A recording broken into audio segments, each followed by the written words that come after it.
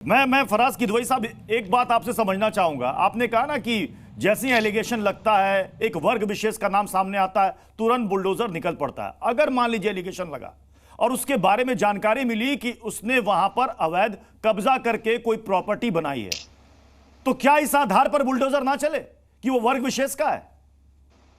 Pratyush ji, I will come to your point. मैं आपके point पर आऊंगा, लेकिन उससे पहले फराज साहब 10 सेकंड दे दीजिए। विकास दुबे को आप भूल गए, वो उस समुदाय के नहीं था, उनके भी घर को बुलडोजर चला था। बस मैं इतना ही कहना चाहता हूं। जी प्रत्युष जी, पहले तो मैं आपको एक चीज बोल दूं कि मैंने वर्ग विशेष की ना बात आपकी इस डिबेट में की और ना पहले की और ना मैं करूंगा आगे।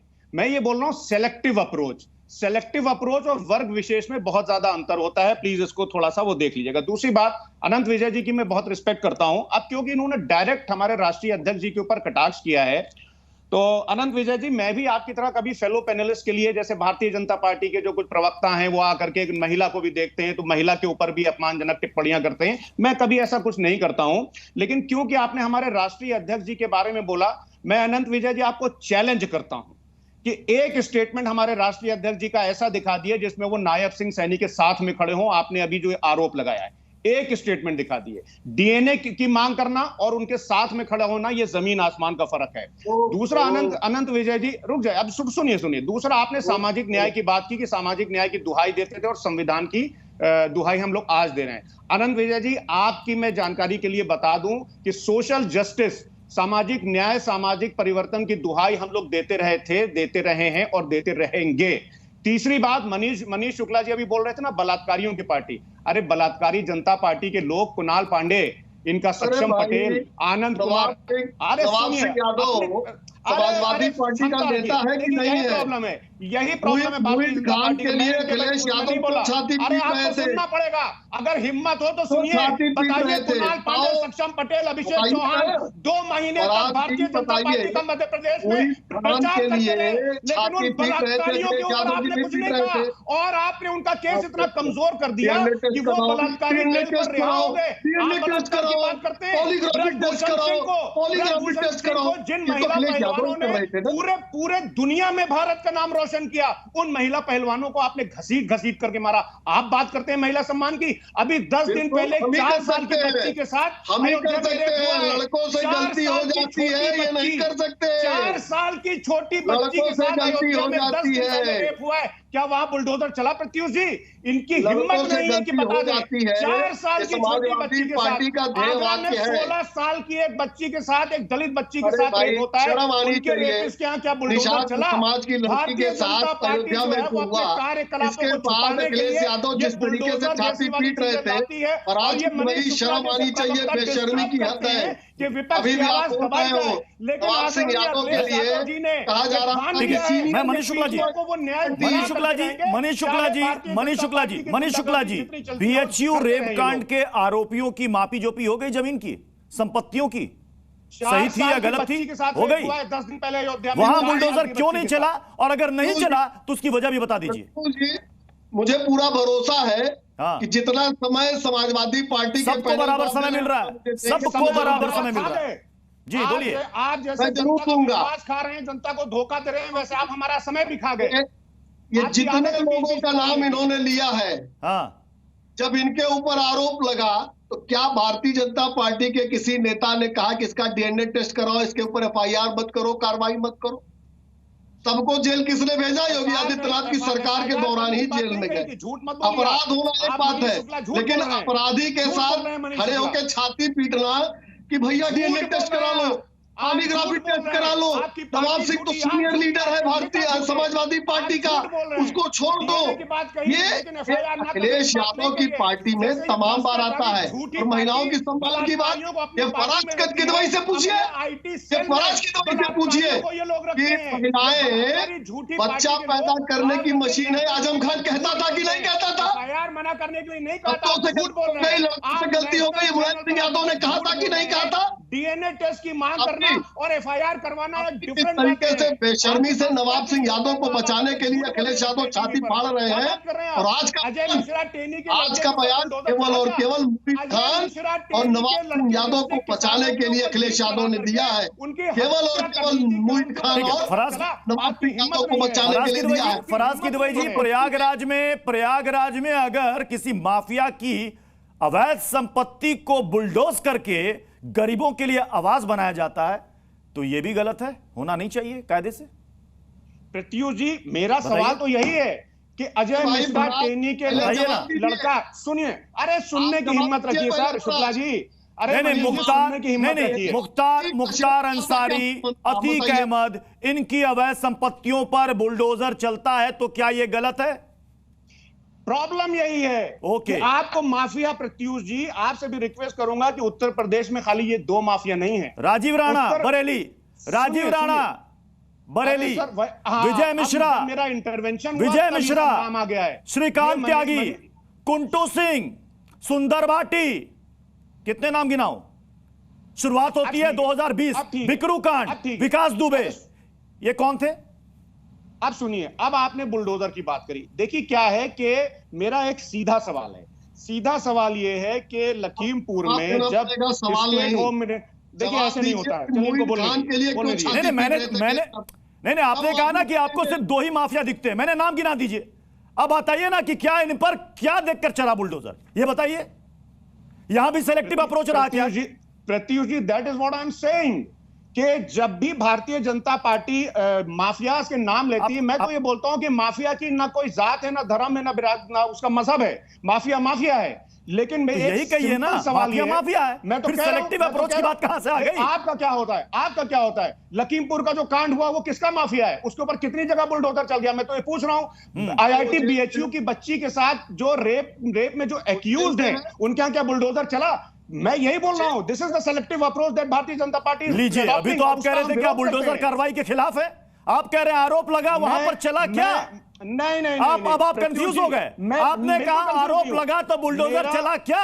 अभी आप शुरुआत में आपने कहा कि आरोप लगने से ही बुलडोजर नहीं चलना चाहिए। नहीं, आप मुझे जवाब देने दिए। मैं ये कंफ्यूज हो गए आप। प्रत्युष जी, कंफ्यूज मैं नहीं हो रहा हूं, मैं सिंपल ये बोल रहा हूं। अगर इसमें आपको कंफ्यूजन लगेगा तो कहीं बता दिएगा कि भारतीय जनता पार्टी जो ये बुलडोजर पॉलिटिक्स में जो बुलडोजर इनजस्टिस और बुलडोजर रिवेंज की बात करती है, अगर कुछ लोगों के यहाँ बुलडोजर ये चला रहे हैं, अभी जैसे इन्होंने अयोध्या का नाम लिया कि अयोध्या में एक व्यक्ति के यहाँ बुलडोजर चला, तो मैं सिंपल पूछना चाहता हूँ, उसी अयोध्या में एक 4 साल की बच्ची के साथ रेप होता है 10 दिन पहले, उसके यहाँ बुलडोजर क्यों नहीं चला? मैं ये जानना चाहता हूँ। अगर भारतीय जनता पार्टी की सरकार है और वो बुलडोजर, तो ये फिर सीधे प्रियंका जी, तब तो फिर ये सीधे बदले की कार्रवाई हो जाएगी कि साहब आरोप लगा नहीं कि बुलडोजर निकल पड़े, मामला सुप्रीम कोर्ट में जाएगा तो देख लेंगे। यही तो चल रहा है उत्तर प्रदेश में लगातार, और उत्तर प्रदेश में ही नहीं सीमित हो चुका है, अब तो ये मध्य प्रदेश में पहुंच गया है, राजस्थान में भी पहुंच गया है, उसके साथ में जितनी भी स्टेट है, असम में भी पहुंच गया है।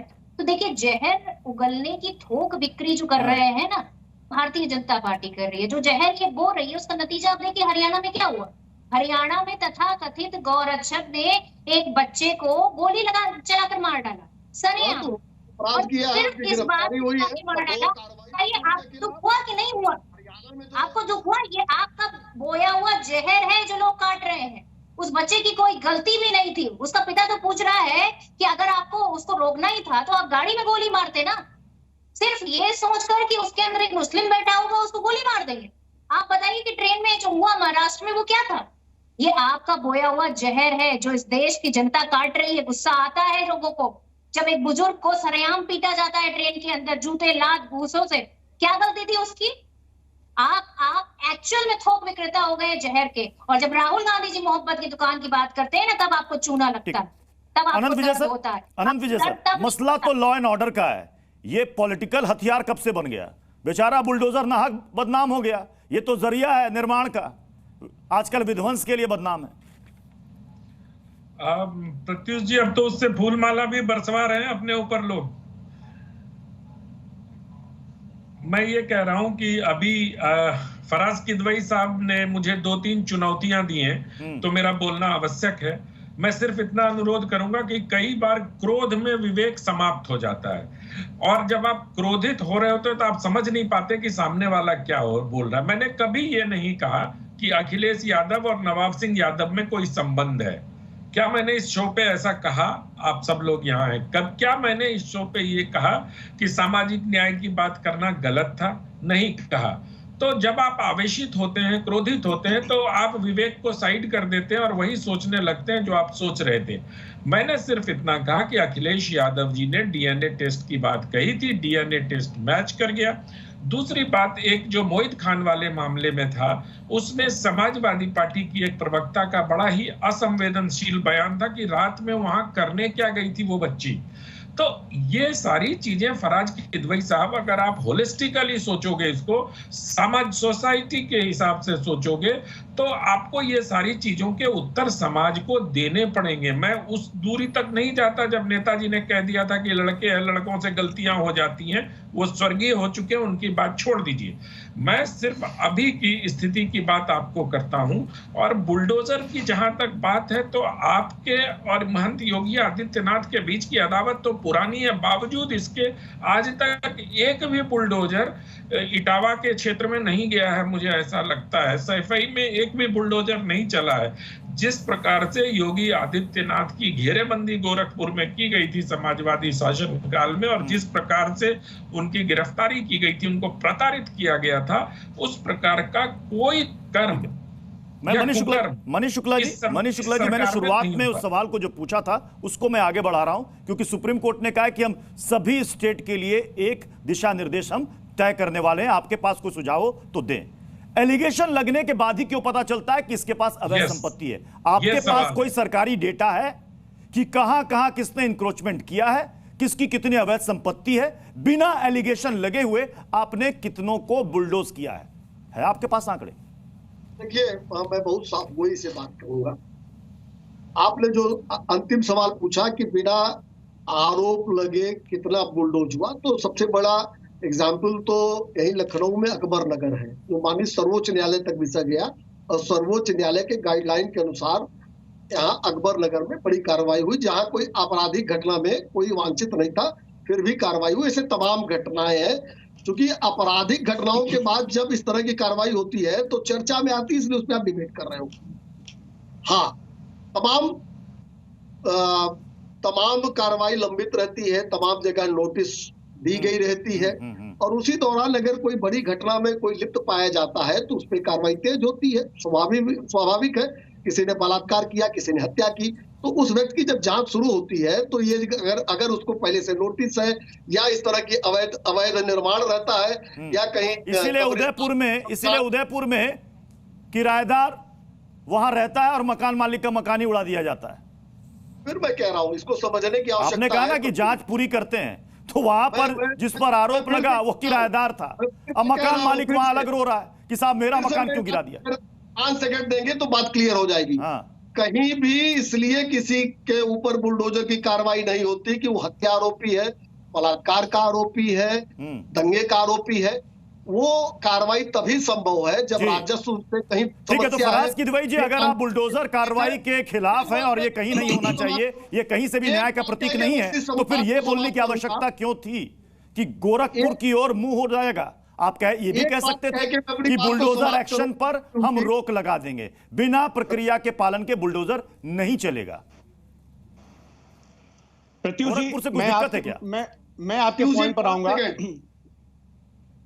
फराज साहब जी प्रत्युष जी, देखिए अजीब इत्तेफाक है कि इस डिबेट में जो डिस्कशन है मेरा वो अनंत विजय जी के साथ हो रहा है। अनंत विजय जी, आपकी मैं सम्मान करता हूं, फिर से मैं बोल रहा हूं, एक बार आप अपना वो रिवाइंड करके देख लीजिएगा कि अगर आपने उसमें नहीं कहा होगा कि राष्ट्रीय अध्यक्ष जी के वो हमारे साथी थे या जो भी है, तो मैं अपने शब्द वापस ले लूंगा। मैं 90% श्योर हूं कि आपके मुंह से वो निकल गया था। खैर चलिए, कोई बात नहीं।